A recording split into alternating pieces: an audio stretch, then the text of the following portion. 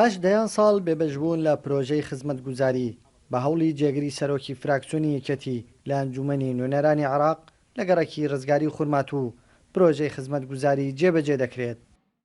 تقریبا لە کات عەبدولکەریم قاسم هاان لێی کوڵانە تقریبا 30 ساڵە بانە چ ساڵ هەیە هیچ خزمەتگوزاریەکمان نەویە ئیسا لە سای ڕەحمەتخواهیشمان بۆکەن شارعمان بۆکەن بۆ مزگەوت بۆ مار بۆ ئەملا بۆ ئەولا ئەومان بۆ تێرن ژیانمان نەوی نەمان نەتوانین بچین لە بازارەکە چ بستێنین ئەرێ بخۆ ئیسا باشە لەخوا بە زیابێ شارعمان بۆکەن ڕاستیبان بۆکەن الحەمدولله لەخوا بە زیابێ یارێ وەکو هاوڵاتیانی ئەم گەڕەکە گەڕێکی ڕزگاری باو باپیرامان هەر لەم گەڕەکە بوونە لەوەتی ئەم گەڕەکە دروست بووە لەم گەڕەکە نیشتە جێبوونە تا ئێستا پرۆژەی نەگەیشت دەستی خزمەتگوزاری پرۆژات نەگەیشتە ئەم گەڕەکە سپاس بخوا دیارە کاکە ڤاڵمەلاکەریم لەوەتی کە سەرکەوتووە توانێتی دوو پرۆژە بۆ ئەم گەڕەکە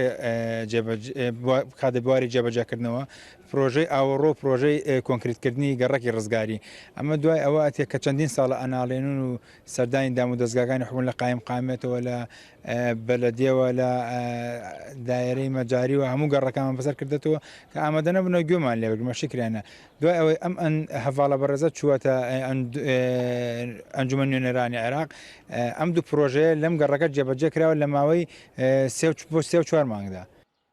ئەم پرۆژەی گەڕەکی ڕزگاریە لە ساڵی 2014 بڕیاری بۆ دەرچووە بەڵام بە هۆکاری جیاجیا کارکردن تایدا وەستا بوو. بەڕێوەبەری شارەوانیش ئاشکرای دەکات لە ئایندەیەکی نێزیکدا پرۆژەکە تەواو دەبێت. بەم پرۆژەی حەی جەمیلە پرۆژەیەکی تقریبا لە 2014 من لەگەڵ مهندسەکانی شارەوانی خورمات و کە کەشفەکەمان کرد ئەم پرۆژەیە کاتی خۆی ناردمان موافقەکەی هات تەخسیسی مالی کرا لە محافظە لە تەنمیەت ئەقالیم بە بۆنەی داعش و بێپارەی